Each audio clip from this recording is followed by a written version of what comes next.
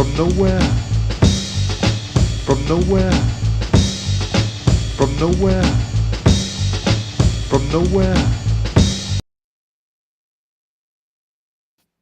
Welcome, ladies and gentlemen, boys and girls. The only show on the interwebs sponsored and backed by the United States government. Anyway. Sturdy and I are screwed. I kind of malt liquor. But anyways, this is Troy Hill. I got Sir Sturdy with me, and we got Mick Manhattan from the Scene Snobs, and we're here to talk about movies and whatnot. But first, one of the newest things that happened today that everyone is talking about on the planet Earth is the new Superman trailer. And I have to say that I am so happy about this movie coming out. I don't know what to do with myself. I literally felt like putting a damn towel around my neck and running around the parking lot of my damn job, acting like I was Superman after seeing this damn trailer. It was just a vibe. And I know, Mick, you've seen it. What are your thoughts? I'm in, man. Like, first off, James Gunn, I don't care what anybody says. Let's take the naysayers out. Now, is it going to be good? I'm not going to say it's going to be good. Let's go see it and find out. Yeah. But regardless, take the worst Superman, and I've seen it more than once. Quest for Peace. So, like, it's hard to argue that this is going to be a bad movie. You know, it may not be like even Batman versus Superman, stuff like that. These movies, they're still fun. And this just looks like it's going for all of the fun. There's a lot of recognizable faces in there in terms of characters, even not just the actors. I am so stoked that both trailers, the music, everything are giving me goosebumps. Like, I'm feeling it. I mean, it's just even the direction. I love the interview direction they took this trailer into. I mean, I thought it was just excellent looking at that route, because we're always trying to, I mean, one of the challenges for Superman is trying to give him an identity in film. And I think this is the perfect start to it. You know, it's like, I mean, everyone always says it's a challenge of having one that's so overpowered as a superhero, you know, being Superman. And I just feel like they made this guy human in this trailer. You know, they made him human, they made him relatable. And I think, I mean, that's a major hurdle to try and overcome, in my opinion, you know, with this specific character. I mean, what's your thoughts on that? Well, you know, the beauty of it is, like, okay, so the famous idea of Lois Lane interviewing Superman, like, I was wondering, because I thought they were going to be in a relationship by the time this comes up, and they are clearly either living together or whatnot. But the thing I like about this is, like, they are giving us this interview, but they're giving us a brand new version. Every version of the interview you see, she's so, like, enamored with him, and he is playing it very stoically. Yes. You know, it's almost every interview is almost like a date in the movies or the cartoons or whatever, even in the comics. This is actually becomes a fight. They actually argue, and he doesn't have the right answers. And as a reporter, that you could see it, the frustration in his face. As Superman, you could see the frustration in his face. I like this. They're going to challenge him. I hope they go the route with, like, kind of what they did with Sentry and Thunderbolts, not the mental health aspect, but the idea that you can't give this power to any mere mortal. They're going to abuse it. And he's not a mere mortal. He is way above that, but he's still going to mess up and abuse it, even if it's by accident, and it's going to get called out. I like that aspect. Yes, it's just, I don't know. And then just a little glimpses of fight scenes, Lex Luthor, just everything. Guy Gardner, the monster in the city, you know. I mean, it's just badass. I mean, and my whole thing is, there's going to be people who's going to knock this trailer and say it's the worst thing they ever said. But because we're in a world now, we have to pick sides on every damn thing. And it's so damn tiresome and just stupid. I mean, well, you can't like the Superman if you like the Zack Snyder. You can't. I mean, why can't you just enjoy all of it? There's so many different versions of Superman. Do we really have to fight about which one's better? We just enjoy? Zack Snyder's not doing it anymore. This is the new direction. Either live with it or don't go see it, but shut up about it. Like, it really is. Like, even with the Star Wars movies, just kind of like parallel it with the fans. It's becoming so toxic in a way that's like, if you don't like it, don't watch it. If if you really think everything's going to be that bad, you clearly didn't see Andor season 2, but you're gonna, if you don't like it, just let it go. But it isn't. Everybody's got a bitch. And honestly, let's face facts. What we do here, like the podcasting and the videos and stuff, a lot of people do it, and that many voices want to be controversial. Yes. And so a lot of hate's going to come out. And that's why, like, over on my channel, like, Sturdy can attest to this. And you've been on as well. You can see, like, we try to at least come at it with like if I haven't seen it, I don't want to just hate it. I may be into it, and I'll say that, but I'm not going to trash it. And I'm not going to rate it without seeing it. But when I see it, if I don't like it, I don't have to trash it. Yeah. And that's where I find, like, the TikToks and the shorts and all that stuff where we do this, but a lot of people come out and they just trash things. And it's like, you find no beauty in movies then, because let me tell you, every movie you can find beauty. We watched a movie tonight where you may say, like, there's nothing of value in that movie. Clearly you are not looking at Michael Jai White or Lila Odom or any of these wonderful people that were in the movie. In Undercover Brother too. That's, again, to draw that parallel, you're going to watch bad movies, but it doesn't mean you need to trash them outright. Like, it becomes so cynical. And absolutely. And there's channels, especially here on YouTube, that make a career out of it, where I guess where some people I see it pop up on my feed, the same person. I don't call all names or anything, but I don't think there's anything this guy likes. He's like the Mikey of movie watching, I mean, he doesn't like any damn thing. There's always a scam. There's some type of scheme. There's also always some type of Hollywood, something going on. And it just gets to the point where it's just kind of ridiculous, I mean, is there anything that you like? I mean, obviously you don't like movies and stuff, so why do you even bother watching if you know you're going to complain about them? I think it's ruined. So it's just, to me, it's just like really, really weird. But I think it ruins a lot of things in terms of movies, and that bothers me. I mean, a lot of these people, and I'm going to call them out for that. And I'm not going to say you have to be on a film set to enjoy a movie, but at least be aware that there was a film set, and there are things in this movie you can appreciate and compliment. If you are a film reviewer, I call them movie reviewers. Like, there's film critics, and then there's movie reviewers. In my opinion, the film critics. They tend to be bought out, sell out. But if, like, it's a true film critic with integrity, they're going to talk about the movie, the good, the bad, the ugly, everything in between, and not trash it. Movie reviewers, all about that trash.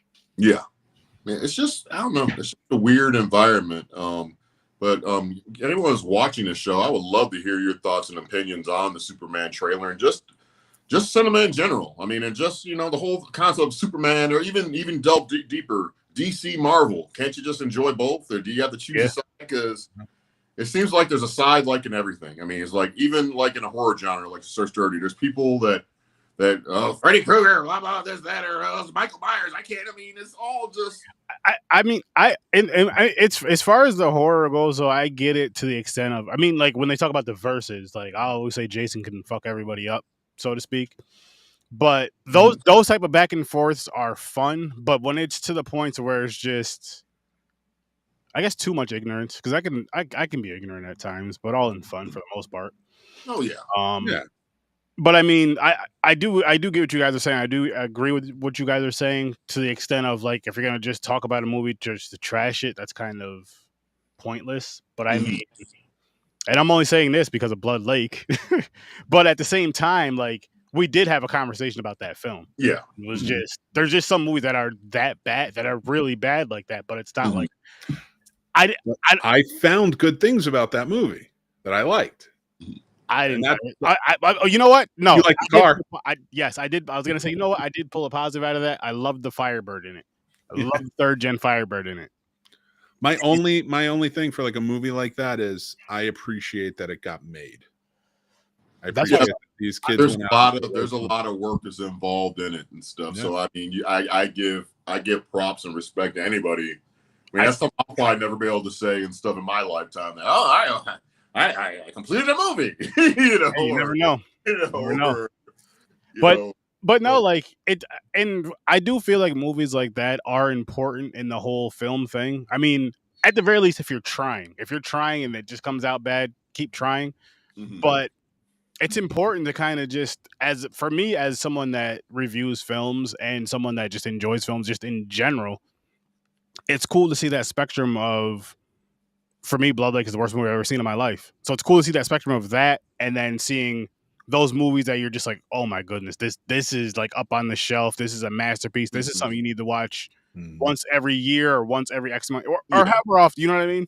There's categories to it, though. Yeah, you know?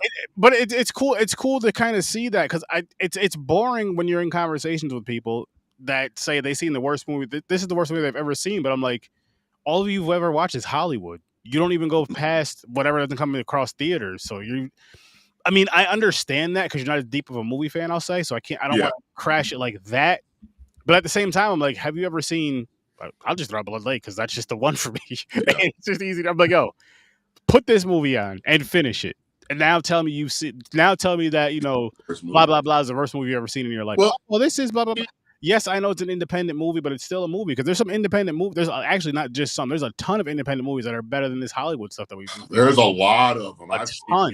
I've seen a few recently at the Dallas International Film Festival. I was like, man, because that was my first time experiencing an event like that. Nice. And I was amazed. I'm like, man, why aren't some of these movies in the damn theater? Some of this stuff is really, really good. You know, but this is actually. I think there's subcategories to the worst movies. I think there's some movies that you respect what it was at the time and you'll never watch it again. I mean, I revisited the Last Dragon, and I know people love it. I know people do, but I have to go change my shirt now. If it wasn't enough, adult Troy did not enjoy this movie. When I was young, I wanted to be Bruce Leroy. Wait, you don't like The Last Dragon? No, not now. I mean, without Shogun, I thought what am I doing? I thought or Shonuff, I thought Vanity was basically a cardboard cutout, just a wood character. And I thought Ty Mac can't act. You know, but that's me seeing it now and looking at it as an adult now. I mean, I will always love that movie. Yes. Because it's exactly what it needed to be. Yeah. Because if you go back and it just doesn't fit. It doesn't just fit in this particular side of the universe for where I'm at right now in my life. Sure. That's a comfort movie for me. I have to watch that when I see it on. And I watch it a few times a year at least. Like, the music is fun, the action's fun. I love kung fu movies though. Mm-hmm. So, like, you know, I spent the weekend, like, besides Mission Impossible, watching I watched again the 36 Chambers of Shaolin, which is one of my top 10 movies of all time. Yeah. It's amazing. And then I watched The Return of the 36th Chamber and stuff like that. So, like, movies like that, I watched Enter the Dragon. Even if you watch Enter the Dragon, there's a lot of hokiness to it. Mm-hmm. But it just doesn't stick with me. I mean, for this particular one, it just didn't stick with me, you know. Like, I'm gonna defend it till the day I die, though. Me too. I respect your opinion. I mean, I understand it's a cult classic. I understand it's valued and stuff, but it's just one of those movies. You know, we all have the one movie that everybody might like. But you already know mine. Indiana motherfucking Jones. We know all four of them bullshits. But no, I do get where you're coming from, Troy. But for me, I argued already. I'm not arguing with him. I love The Last Dragon, and I think a big reason, besides the fact that it's an awesome movie, an awesome black kung fu movie, but is the fact why is it gotta be black? Because they're black. I used to watch it with my older brother. There? We don't count them. The bad guys. But no, I used to watch a lot with my older brother, so that kind of like a comfort movie, like you were just saying. A little bit there's stuff tied into it where it might be more than just the movie. It might be the experience and a bunch of other things that encompass that experience. Like, I saw this movie with my grandfather. We had a great time. It was such a memorable moment. So maybe that's the reason why I'm holding it near and dear to my heart. That's fair. Yeah. I get that. I get that. So that could be a thing. But I also, like, when I watch movies like that, like when I watch Back to the Future, which is my favorite movie of all time. It's the greatest trilogy ever told, which I got told that was a crappy. I was told that was the shittiest trailer ever. Or trilogy? Trilogy ever today. Oh, well, okay. Some people are just really dumb. I mean, we see that every day online. Well, I mean, but it's not. I think he was just trying to get a rise out of me for one, because he didn't know what I do outside of like work, because I never talk about any of that stuff. That's fair. So, and somebody brought it up that from the outside, which I think that was part of it. But two, he didn't have nothing to even sit there and say, well, this is what I think. You can't tell me that something sucks, especially on the level of Back to the Future, and then not have something that you think is better. Yeah.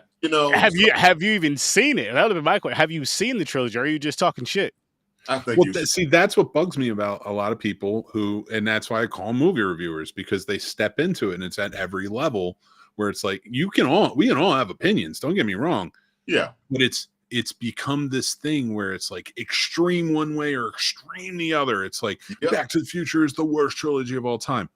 What are you talking about? Like, even saying it's the worst. Yep. Now, I can see someone saying that's okay if you say it's not the best, which is okay. I can take, which I still can't really see that, but I can't see someone saying it's the worst. Here's what I'll say. Even that off of. Even though I would 1,000% disagree with it, I can understand why somebody can say that. But I mean, like, I would have to ask, like, why? What is it that you don't like about this trilogy? Like, you need to have specific. No. I'm saying someone that actually really just hates those movies for whatever reason.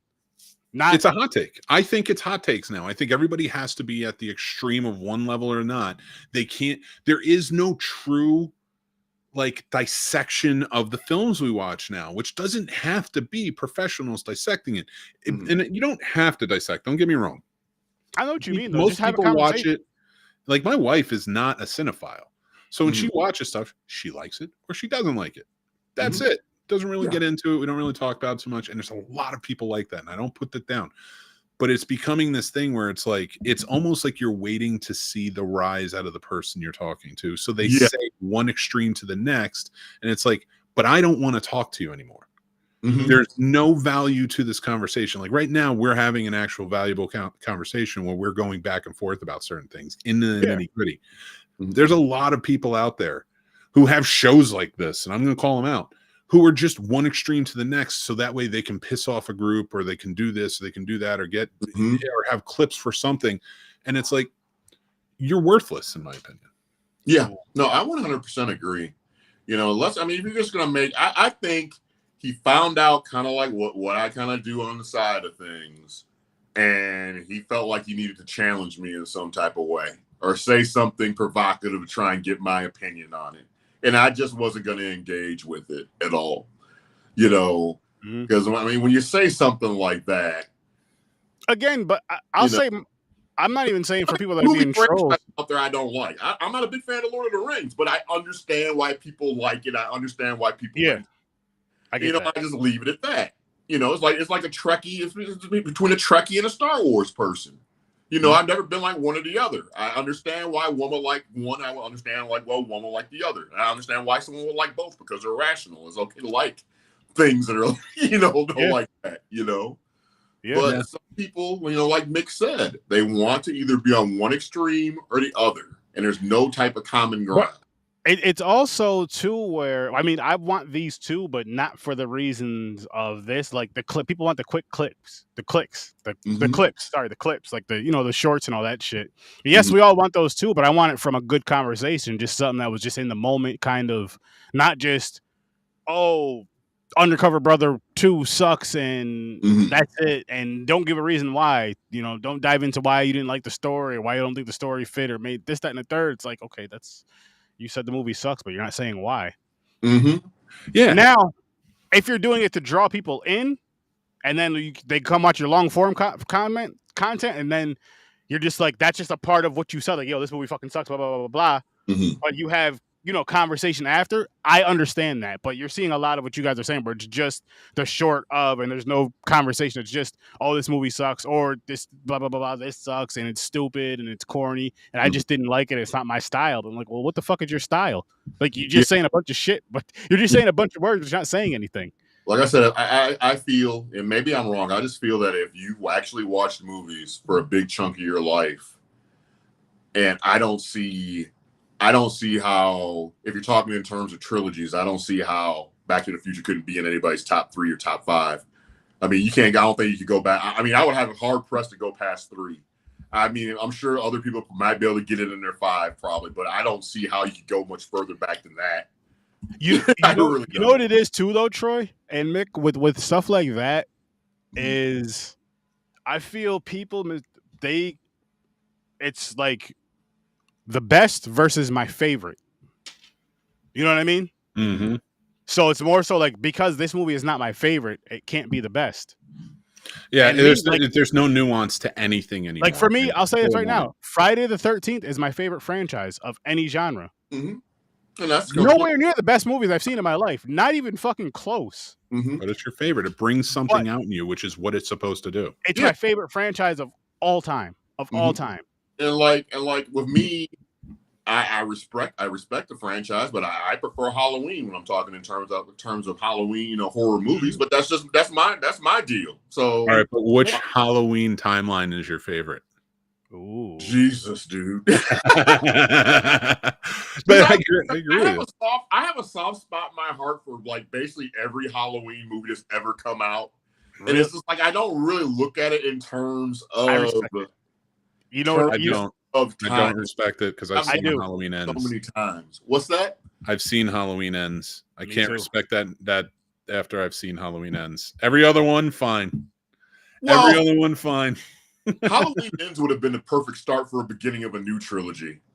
Oh my God, of a trilogy. You know, I'm gonna talk to your friend right here, and anybody else who thinks Back to the Future is the worst trilogy. Have you seen the David Gordon Green Halloween movies? Have you? Because if you haven't, tonight. Stop having opinions. It started off fine though. The first one, Halloween 2018, I enjoyed that. That was fucking awesome. I enjoyed that. Well, at what point? Let me the ask killing you. sequence at the end of Halloween Kills. That single scene. I enjoyed that. Evil dies tonight. Evil dies tonight. That was so okay. bad. So Halloween Kills, I defended a lot because I liked the first Halloween. 2018 Halloween, I like that. Love the first one. Love the first one. I thought they did a really good job bringing it back. I thought they should have just stopped there, but he went all in. So Halloween Kills, I watched it and I'm like, this is a good bridge movie. It's not a good movie, but from the first one and the third one hadn't come out yet, so I was like, but this is a good bridge. Like again, Back to the Future 2 is a fun movie. There's a lot of fun elements to the movie, but it's not a good movie. It's a good bridge movie to the third one. Yep. So it's same here with Halloween Kills. Like there's a lot of missteps in my opinion, but still a good bridge movie. I didn't mind it as much. And then you get to that third one.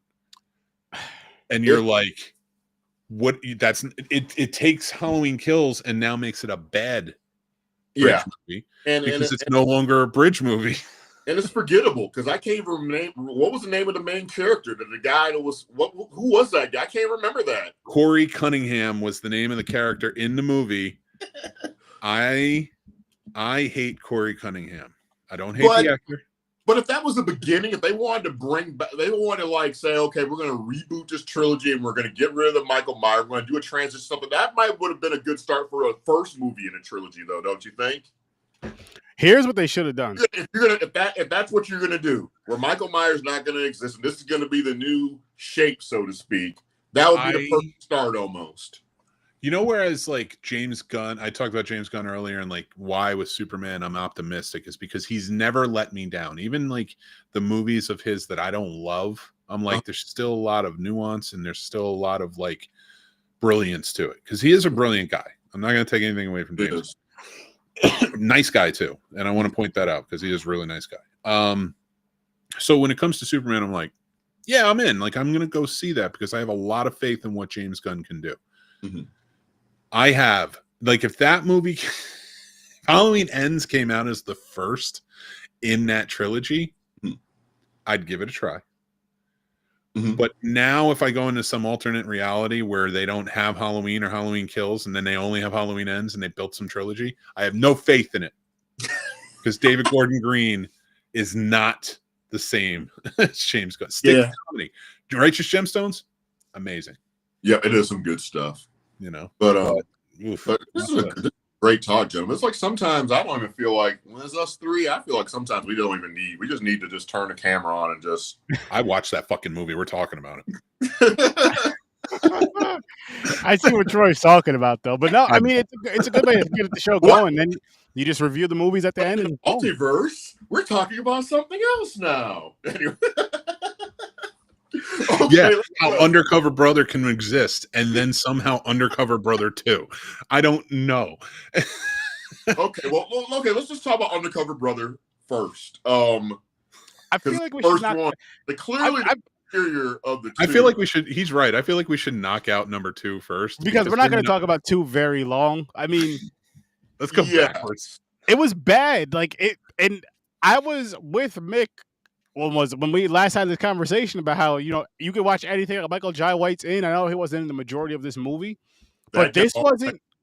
There's an echo. I kept on hearing Mick saying that in my mind, like it echoes when I was trying to watch part 2. It was like Michael Jai White makes everything better. That was a theory that I lived by until today. Yeah. But you know what? In fairness to Michael Jai White, they didn't utilize him properly. No, they did not.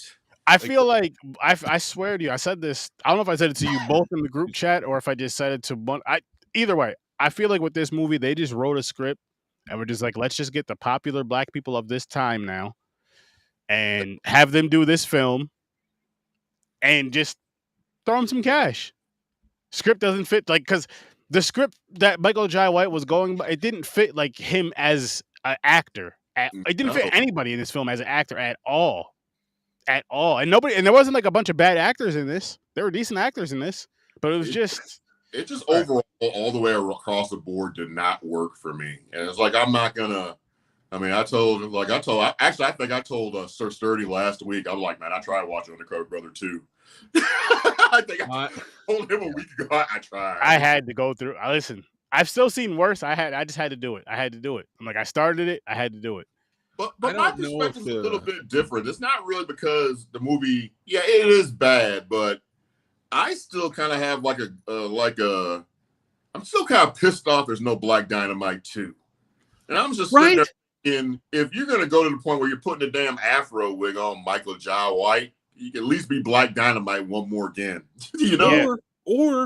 Or crossover. It's been 10 years since Black Dynamite came out and we got no sequel, right? Mm-hmm. The man was cast in the sequel of one of the funniest films I've ever seen. Mm-hmm. And I've seen this 3 times now. I have it on DVD, actually. I went back and looked. It's in my in the sleeve. But I saw this in theaters, so I bought it and watched it again. And I just watched it for this, and I enjoyed every moment of the first one. Mm-hmm. You're going to tell me that you have the chance to do it with Michael Jai White and a good actor in Barry Bostwick playing the man. Mm-hmm. And you are just going to sidestep him and put him in a coma and then bring this new kid in and make him the fish out of water. Yeah. And he's never actually an awkward fish out of water. I don't really understand this world. Like, what are you fucking talking about? Like, I'm sorry I'm cursing so much, but like Michael Jai White is in 70s attire in 2019. That is your lore. The other kid was dressed like 2002. Yep. You know, it's like it made they held their breath for 16 years. Mm-hmm. Yes. 16 years. And I love that the only the trivia on IMDb for the second one is Eddie Murphy is not reprising his role. Oh my gosh. Eddie Murphy. Not Eddie Griffin. Oh, I got that wrong. That was my man. It'd be way funnier if that was. I'm talking about Undercover Brother 2. I'm mixed up. He mixed up. I'm all mixed up. Listen, they had Militant Brother in there. First of all, the intern with Neil Patrick Harris in the first one is classic. Bad. And they added it with the intern. Yeah. Not the intern, the Militant Brother. With freaking Gary Owen. I'm like, come on, man. I know he's in a lot of black films, which I'm not mad at that, but it just didn't work. He could be in the film. But tell me it wouldn't be as funny if you were watching something like I'm Gonna Get You, Sucker, where you go in and Clarence Williams is in there as a militant ex-Black Panther but he watches the Brady Bunch. He has a white family. Like that was such fun comedy. Tell me having a black man, a black actor play a militant brother in the movie, but he's all about like the weirdest, whitest shit. Yeah, that would have been hilarious. That would have been way worked. funnier than this dude Yeah. just keep running around like wanting to shoot things like he's from Texas. Yeah. I did that for you. Well, I mean, that part they might have got spot on. But I mean, just me being an observant person here in Texas. Observant person. But I think, I mean, obviously, I mean, like I said, I think this movie was bad, but I think there is some bitterness because there is no Black Dynamite 2. And I know so Sturdy, he mentioned crossover, Undercover Brother with Black Dynamite, Undercover Brother, Black Dynamite. That can work. It could work. I mean, it definitely could work. Mm-hmm. I mean, I would check it out, It would have been better than this. And then you have the original cast. Oh my God. You know what I wish they did? First off, well, not many of the original cast. Chi McBride was dead by this point. And like Dave Chappelle's not coming back. No, Chappelle. Stuff like that. Okay. Let's say at least Eddie Griffin, and then there's a couple of characters you can kind of replace if necessary. I have it. You can keep Michael Jai White, but if I may take over just a second, I have an idea. I have a show for anybody who's watching on the Scene Snobs. I have Does It Suck, where I go back and watch old stuff and rate it. But I had an older show, and sorry, I don't know if you remember, but remember Did I Fix This? Where I would take terrible old movies that bombed and people hate, and then I'd watch them, and then I would rewrite them. Not rewrite them for real, but like in my head, and then I would pitch how I would fix this movie and like what elements. That's a badass idea, actually. Thank you. You can't have that. Because that's still there. I still do it, but from time to time. People follow your show. Let me have this. But I honestly, if you couldn't get Eddie Murphy, why do you keep going Eddie Murphy? Eddie Griffith back, who is arguably just as funny in my opinion. Just because I keep messing it up, but he won't be back, so you're not getting Undercover Brother back. So it would be funny if you get most of the crew. The Brotherhood is completely like is dismantled. The man took him out, like maybe killed Undercover Brother. You don't know. So they get their hands on a time machine, and they're like, "We have somebody who can come up here and help out," and it's Black Dynamite. And they bring him to 2019, and Black Dynamite is now fish out of water in 2019. Man, if they hit with Brotherhood, all of a sudden, Dynamite. I didn't say I was going to make a good Black Dynamite 2 sequel. I said I was going to make Undercover Brother 2 better, and that is marketably better. That actually does sound better. Yeah, I mean, I think for a Black Dynamite 2, I mean, I think in a world of just everybody ripping off other stories and stuff, I would go the Austin Powers route with Black Dynamite. I bring them back in now. I keep all the characters, and just wouldn't explain why any of them, why they're not dead no longer. Just keep everything just the same or whatever. Maybe bump it up to like into the 90s or something like that, and that's what I would do. And I think in today's world of film and stuff, it would work because nobody has an attention span to even remember Austin Powers or what the movie was about. So. But they're going to get a reminder when we eventually get to it on Popcorn and Pints, unfortunately, because I didn't like those movies. You don't like Austin Powers? No. Damn.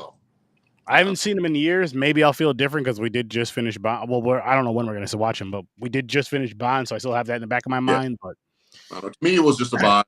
I just like the overall aesthetic, and I just like the music and everything. To me, it's just some movies and stuff are more than just it's kind of like an experience thing, my mind that during those times we're in a good space, so that's probably a reason why I hold them more dear to me.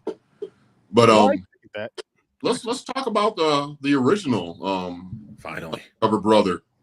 It's a damn riot, man, all the way through the whole damn thing. By the way, Troy, just because it's around the timeline ish I was listening to one of your jams earlier. You know, when you were in your 20s. Let's Groove. Oh, okay, yeah. That song is. I'm old, but I'm not that old, people. 30 is obsessed with making it seem like I'm like 75 years old. He is. But, 30. Black just doesn't crack. That's all. what's that? I said Black just doesn't crack. No, He's old. Not on this side of the street, but there is some. I've seen some of them cracked horribly. Well, that's because of what they've been doing. doing. That's because of what they've been doing with their lives. That's different. This is my first feature documentary I'm going to film, and Mick's going to help me with it. It's going to be called the First Black That Cracked, a Troy Hill film. I'm just kidding.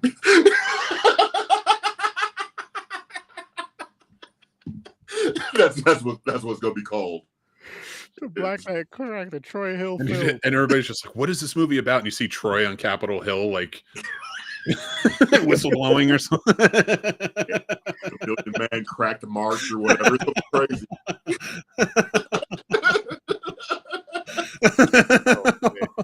And then you find out that Troy is in Undercover Brother 3. And this is how he got the man. Yeah, just eating all the mayonnaise. The man calls him the plan. Yeah, I'll be in a spinny chair. I'll spin around and just all slowly and be like, "Yeah, me." But I just imagined Undercover Brother, but it's Black Dynamite in that coffee house when the girls are yelling at him for being too woke, and you cannot pull off in these days. Bitch, shut up. Yo, and what was even funnier is she shut up. Yeah. That definitely doesn't work. She ran out. no I'm going to bring you back to Crazy Randy with the wire coat hanger. It was so, and to go back to Undercover Brother, the first one, like there's so many amazing jokes in this, and just comedy that's set up perfectly that you cannot do today. No. Well, you can do it today. It's just people are pussies and they don't because they're afraid to get canceled. But nobody gives a shit. You know, like this is funny. Like this whole joke was systemic racism right out in the open that nobody got. And I'm a white guy saying that. I know that. Yeah. Got it now. I didn't get it in 2002. It's just like every little scene from opening to I mean, to me, I love Billy D. Williams. Billy D. Williams is one of my idols. I mean, if you pan across back here, you can see pop-ups of him like literally all over. It's like some type of version of Lando Calrissian in the back of me. But Lando. The General's Fried Chicken. Oh, by the way, it's a new sponsor of the Scene Snubs. I need to work with your people and stuff. I got this Anaconda Mall liquor, you know. I got like a bunch of people. Oh man. The little woo. You need to stay away from the Anaconda and that chicken. I will be fine. And that's funny to anybody who's seen both of those movies. Yes. Oh, that would be a fun back to back right there. You know what I'm going to start doing? And I know it's going to get taken because we're live. I think I'm going to start watching a movie and find products in the movie, fake products, and start making them the sponsor of that episode where I'm reviewing. I love that. That's an excellent bit. I did something similar for my radio show like several years ago. Nice. So that's a bit that works. Or you say you're sponsored by like Miller Lite and you're still waiting on a check. So you mention like the big name, but then you're still waiting on to get paid. So yeah, I know a guy who did a podcast. He did fake businesses every time, and he would have different celebrities do reads for the fake businesses for his podcast. Oh, I think this one I just want to take the movies, you know, like whatever that, like just find something. That's so dope.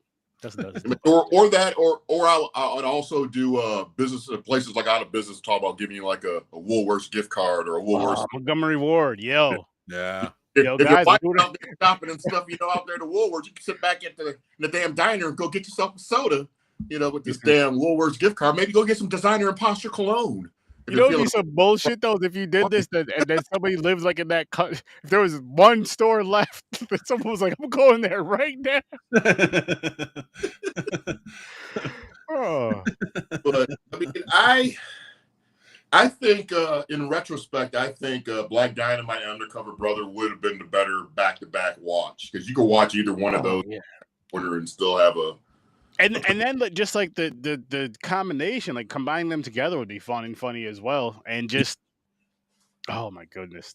I used to hum the General Fried Chicken song. Just, I walk up to random people and be like, "Anybody want some fried chicken?" Dude, the fact that Billy D did such a small role in this. It's the bomb. Anyways. He did such a small role in this. And like that one point, like Chris Kattan's just dancing and he's in the background not moving. And starting out, we're looking at it like, how is he not laughing? How is he not like, how is he even putting up with this? He's just standing behind this dude dancing. Did you dance, Mick, because Mary J. Blige was playing? The foot start tap? Yeah. A little excited. It was, that scene was like, I love scenes like that too, because you knew what song he really wanted to listen to. There was no hiding that shit. God, that was the She-Devil, Dave Chappelle, classic Dave Chappelle. I was like this fixated on looking at him. I was like, this Dave Chappelle does not even look like now Dave Chappelle. Mm-mm. And I know I need to look at myself like what was like 20 years ago to see how much I've changed and stuff. But I can still think, but they're not even recognizable. I don't think. You know, you could, 20 years ago, Trey, you could still tell it's my ass, but you know, you can still tell we're the same, but you can't. Those look like two different damn people.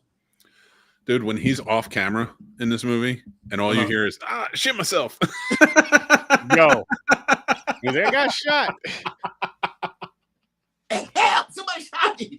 That's one thing that I feel like from these movies with Dave Chappelle, from his stand-up, from the Chappelle Show, like that stuff that he does with the extra jokes on himself is always hilarious. Yeah. And then like with his voice too, it makes it sound even funnier because nobody sounds like Dave Chappelle but Dave Chappelle. His voice doesn't even sound the same now. His voice. No. I'm not saying you can tell it's him, but it still doesn't sound like him. That's all them damn cigarettes we've been smoking over the years on stage. Oh shit! Was it being like that commercial 10 years from now?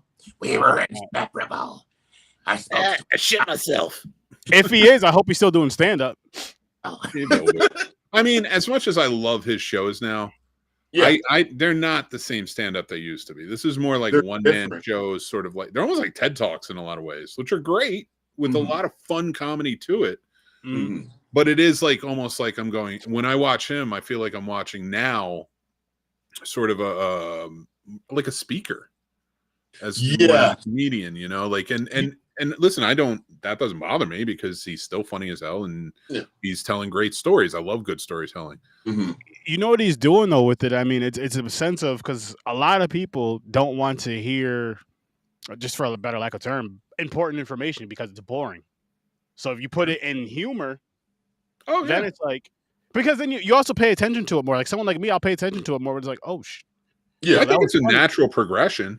Him, it's like, yo, that was it's like, yo, that was funny, but he's saying something. But what I'm getting at though, like, is with him how he evolved as a comedian. I hear you saying he's like more of like a speaker now, or like a speaker / comedian.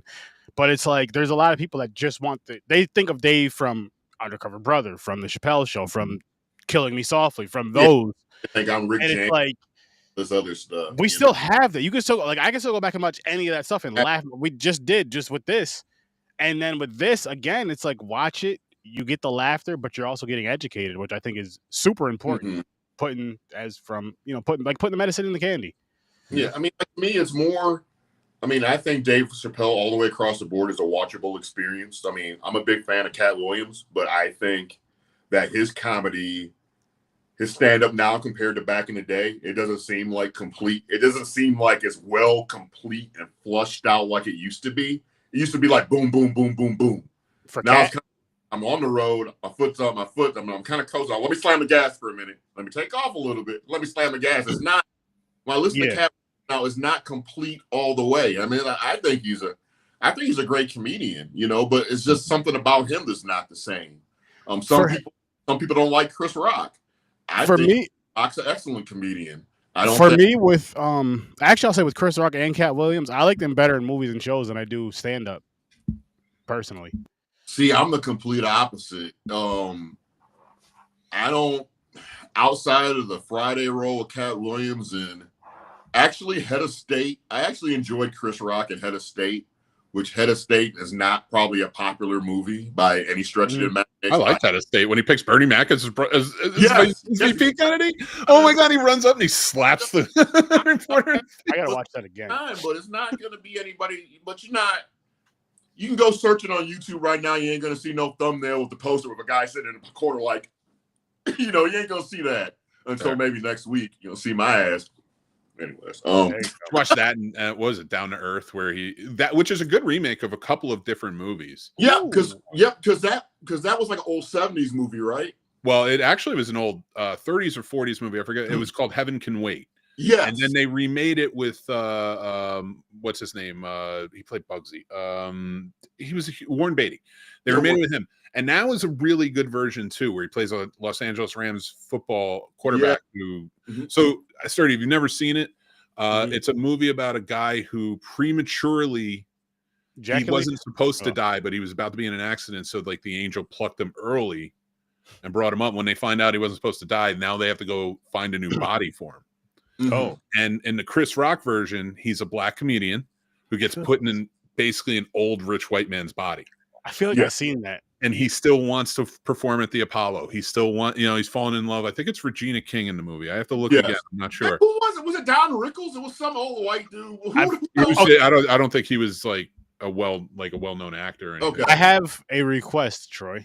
Yes. Those two films, can we review them next time? It sounds like a good time. Just stating Down to Earth. I think they're funny. You got yourself a damn deal.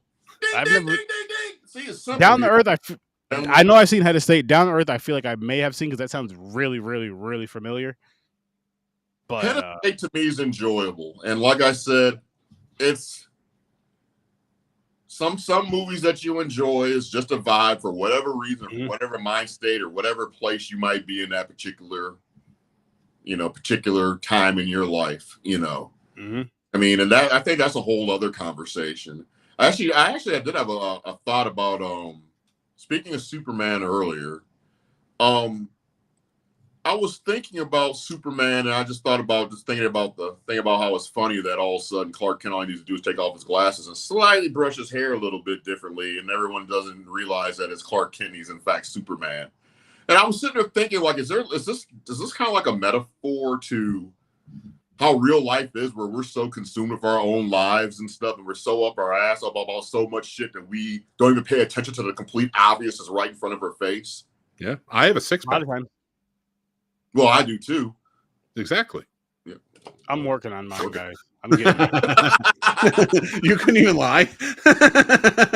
We did. No. Well, technically, Troy did not lie. He did because he has a 12-pack. I got 2 6-packs, one in the back, one in the front. I might have a 12-pack, and then physically I might only have a 1-pack, but I'm holding on to dear life to that one. There you go. Where's that other one in the back? I shoved it up my ass. I had a 6-pack. I can say that. I used to back in the day, boy. And you know what's funny is, like, for me, like, I'll still see like kind of like light glimpses. I'm like, all I have to do is start working out again consistently, and I can get it back. And I'm like, you know what? Tomorrow I'm getting on that. I haven't seen my abs since 2006. Still not that long ago in the reality. I'm a lot older now. I just give up. It's a hard deal. I will tell you guys, once you guys get 51, it's like all the He's in his 70s. He's only talking about his 50s. and I don't have the black to not crack, so I'm gonna look terrible anyway I go.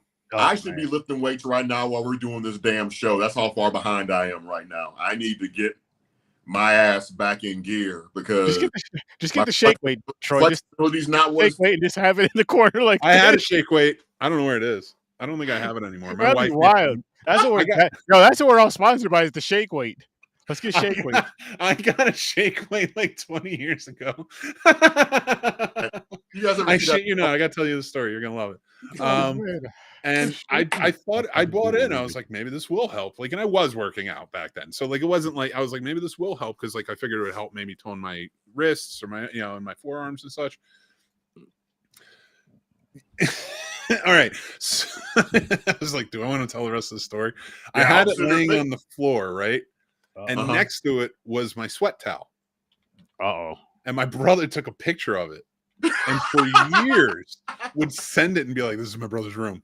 This is my brother's room." Or I would get like a text and just be like, "You still got this?" And I'm like, God, I remember I had the shake weight when I met my wife, and she came over to my place and like she's just like, "Do you use that?" And I was like, "I did. I don't use it anymore."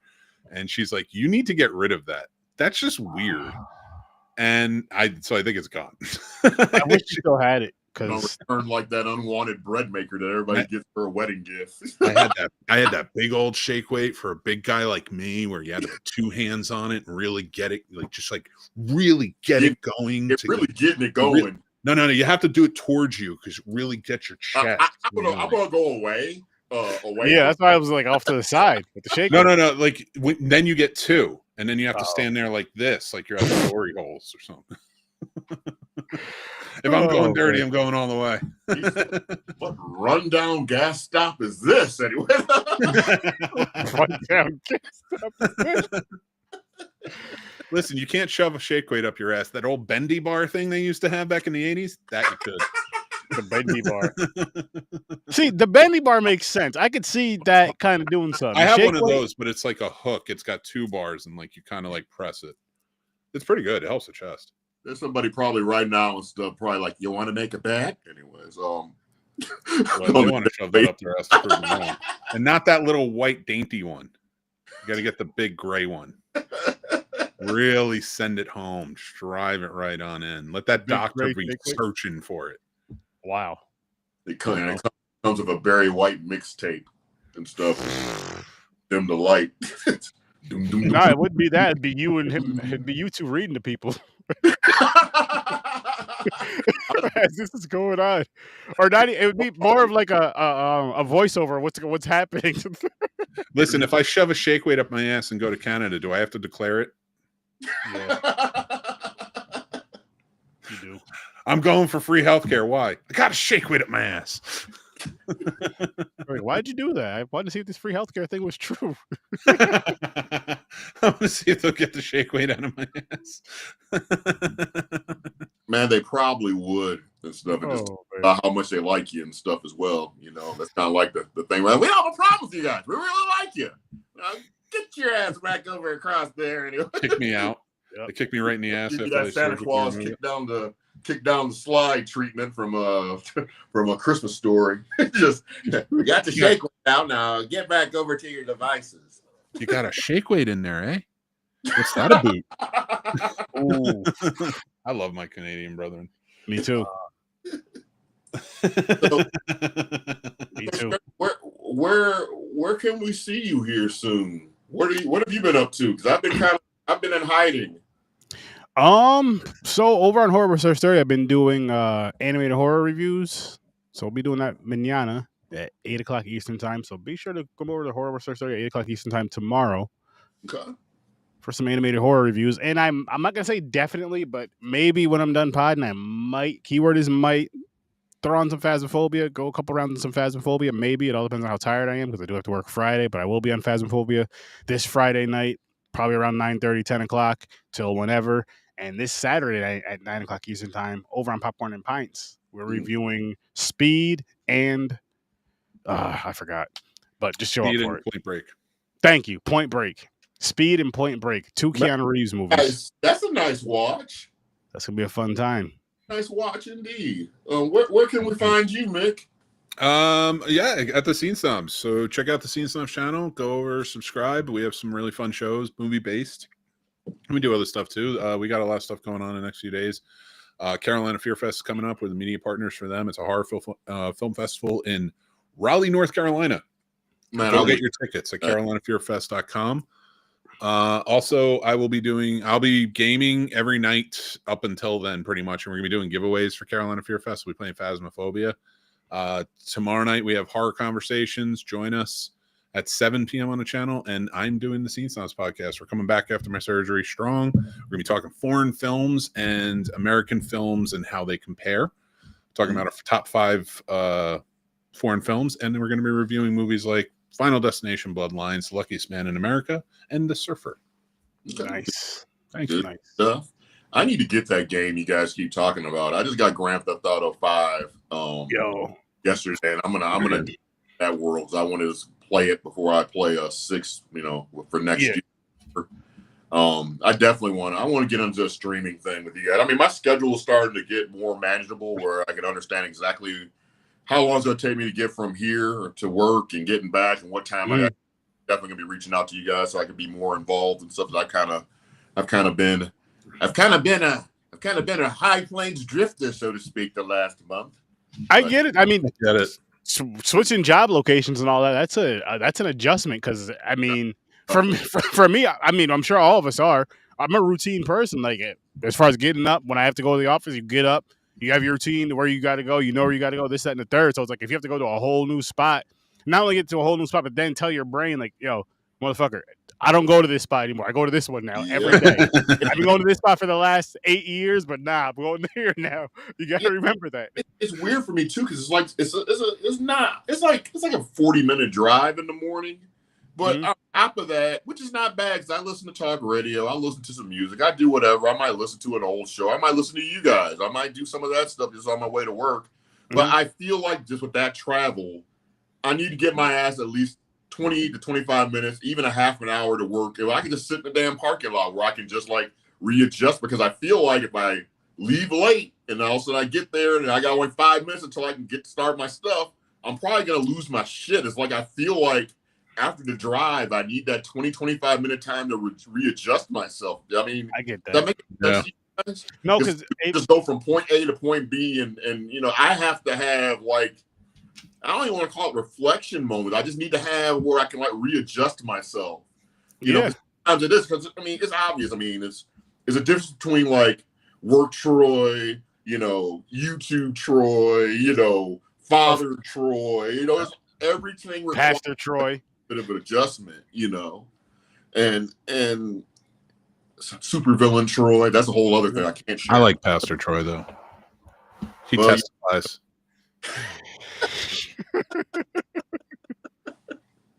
Hey, well, I've been to black churches, and I worked on gospel films, so almost exclusively for a couple of years. So I can talk about testifying. I've heard it. No, some of those churches. I grew up in one. Is an experience. Shout out to Community Baptist Church back home in South Beloit, Illinois. I hope the air conditioning is working now. So we've been donating for 20 years. I will tell you right now, as growing up as a Catholic, I always thought we had the longest masses. Nope. At least we have the most boring masses. We still got that. Oh, ours be all day. And like if you have like the whatever events they have going on, it'll be all day. And then towards in the evening, towards dinner, they'll show you the food before the service even starts. So you're just excited as hell for all this food. Yeah. A whole plethora of food. You're just like, man, this is like Service will be at like 9 o'clock in the morning. Dinner's at like 6, and you're just at this hot ass church all day.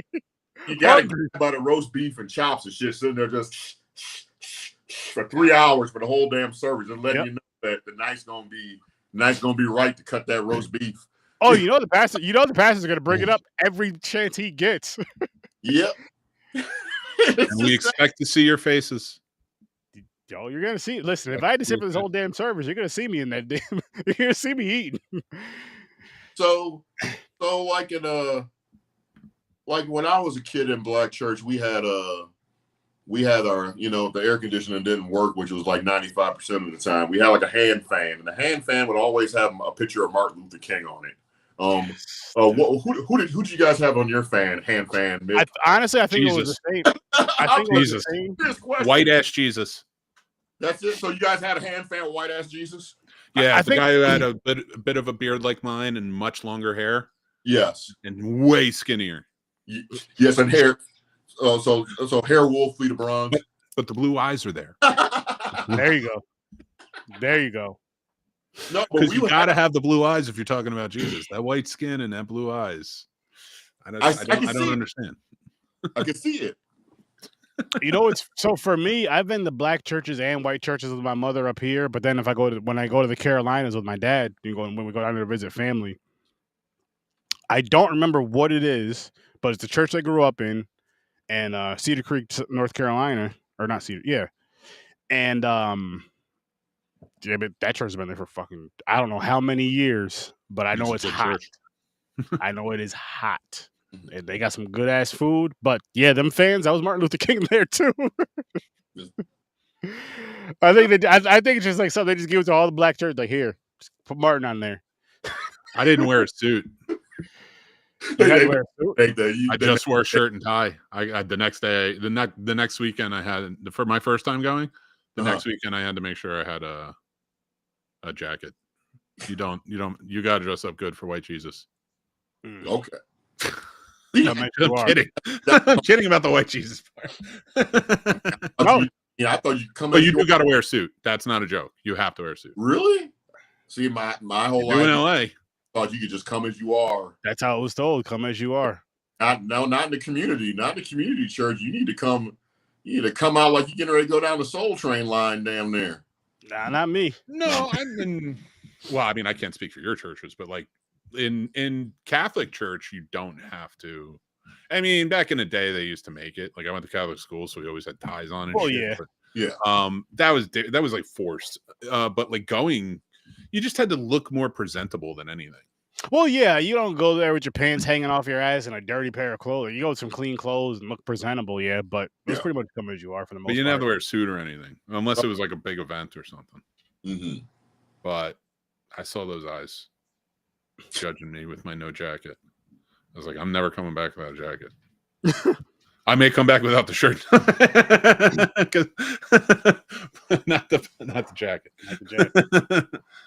Well, as always, gentlemen, I'm assuming it's been like what time are we at right now? We got an hour and 1 minute, 10:10. Yeah, I knew we were almost there because I ain't got no clock, no nothing going on. It's like my soul just felt it. See, I'm so in tune with my shit right now. That's just your arthritis acting up. I didn't even hear. What did you say? I'm sure it was something referencing my age. Go ahead. That's your ears not working because of your age. Yeah, you didn't hear me. I said it was your arthritis acting up. That's why you felt what was coming. You felt the time of your skin. A clock is going to strike somewhere. Oh, hell, it's the top of the hour. Oh, man. But as always, gentlemen, it's always a great time talking to you guys. I appreciate you guys being on the show. And anything you guys need from me, just don't hesitate to ask. And just more time, father time. That's it. Yes. Well, it's fun stuff. I wish that I had the level of motivation that I have now, like in my 20s. For real. Because if I would have had my mindset that I have now, then I would have left relationships I didn't need to be in. I would have left circles that didn't have the same mindset or wanting to improve or the same type of interest that I have. I would have moved on from a lot of stuff and probably put myself in a way better position. It's like I've been lucky the last like month and a half or so. A lot of good things have been happening. Mm-hmm. And I'm just trying to stay the course, So anybody who's supported the show, I appreciate you. Anybody's giving it advice, I appreciate you guys. Anybody that's, just been part of the team and stuff and I really appreciate it, guys. So I'm with them on that. Things are, I don't appreciate any of you. But except for Harold Johnson. What a year! Hell, I think we're probably up on the year mark where we're close to it. Probably is like the first appearance I made on your guys' show. It has to be close to that somewhere around. I think so. I think so. Over. It's over a year now. I got to go back and look. Yeah, but I think so. Weren't you a part of my mixtape episode? Yes. Yeah. Did you do the love and the heartbreak ones? No. Then I think that was February. So probably we did one in March and April. I think you were there for those. I have to go back and check, but I'm pretty sure it's coming up. Yeah. A lot of stuff, and I want to be part of that stuff. And like I said, it's just when I talk about, you change your circle around like-minded people and stuff. Of course, I'm including you guys because you guys, I see what you guys do, and that motivates me more to want to try and do what I'm trying to do and stuff, So it's people like you that keeps me going, because I think what you guys do is amazing, And that's Appreciate that. Thanks, man. So, but anywho, any kind words you got to say to the people, Sir Sturdy? Yeah, I really do appreciate people that tune into not only my show but Troy's show or Mick's show, and actually just take the time to watch it and join the comments and have fun and crack jokes and all that. It's all that's what we always want, but to be within the show, within the realm of the show we're discussing, or from gaming, hop over and talk some shit, have some fun with us. I'm always talking. I'm always gonna be talking, so come talk with us. Like if you're on one of my DJ sets and you see me playing like hip hop or something, don't be asking for Chubby Checker the twist, because it's probably not gonna happen. Yeah, go with the flow. Yeah. Even I learned, because I was like, I'm gonna throw this out at him, and he's playing Prince, and I'm like, we got a good flow. Well, no, if you do it, at least say please. This guy's like, Chubby Checker the twist. And I was like demanding like I'm a genie or some shit or something. I'm gonna be like, yes. You're the DJ. Let me ask you a question, a professional question. Sure. What if you're playing any type of music? All right, you pick, but it's more contemporary. Let's say within the last 30 years or so. What song do you think you could use and segue right into that, though? The Chubby Checker. Oh shit, that's difficult, because once you figure that out, then you can figure out a line. Actually, I would draw off that. The hip hop version. I would go to the hip hop version of "Twist" by the Fat Boys. So that would be my jump off point. So if I was starting off with Chubby Checker to Twist, I would do a transition. I would do a loop of a specific spot of the original Chubby Checker song, and I would fade in the Fat Boys version. And then I would get my beats to the minute to where I needed to be to transition to like some other stuff while I'm normally playing. I like that. It's all about beats per minute. Like I was playing, for example, I wear my sunglasses at night. Got that ding ding ding ding ding. I'm playing that. Corey Hart, baby. But at the same time, I'm playing like the first little smidgen of the Eurythmics, "Sweet Dreams." So it's like going ding ding ding ding ding ding ding ding ding ding. So it's not playing the whole thing, but I got that playing in the background. So when all of a sudden, when the other song get almost over, I also do it, just hop in and also as Annie Lennox singing. It works every damn time. It's just like little tricks you just pick up as you go. I think that. Yeah, but it's a bit of fun though, for sure. Oh, definitely. You guys got to check out Troy's DJ sets over on TikTok, because they are fun. I don't drink as much anymore on the show anymore neither. So, yeah. Didn't bother me. I was just listening. I haven't been around causing trouble over there lately because I've been gaming a lot. I've been staying. I'll watch and listen. I'll comment every once in a while until I see the sax, but whatever. Oh, yeah.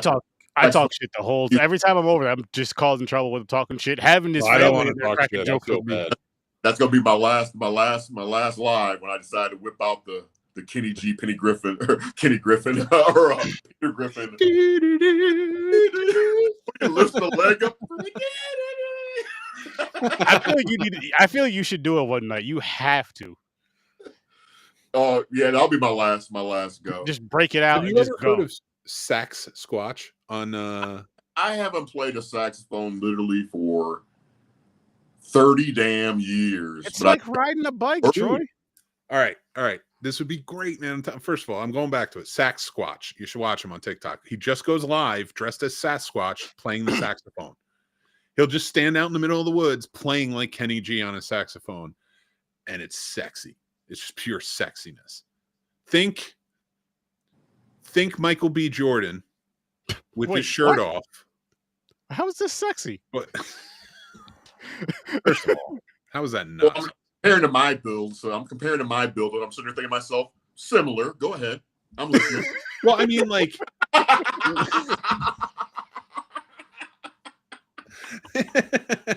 it's just as fun, man. I love Sasquatch. Everything else, maybe not, but a complexion. All right, I'm listening. I like good music. I like your show when you're on. I like Sasquatch when he's on and he's playing his music. There's some fun stuff on TikTok that you can really watch and jam out to. Yeah, there is. You just gotta be patient, because once you click on a wrong couple of things and stuff, you got a couple of weeks of trying to correct yourself, because there's some stuff on there it is. Just you know, everybody's just all I had was Diddy on my stuff today. I'm just sitting there thinking to myself, what else is really going on in the world right now? So because something else is going on, but everybody's thinking about baby oil and all this type of stuff we kind of already knew about, but now we got to hear the graphic details of it. So it's not really no surprises. Well, but what came first though? Was it the money or the problems? Well, he had problems. Good night, everybody. But you get more money, more problems. You know. And scene. Anyway. Yeah, we piecing, we deucing. Oh no, you did your show. I was just having fun. I'm ending it with that. I'm gonna give that something for the people to think about.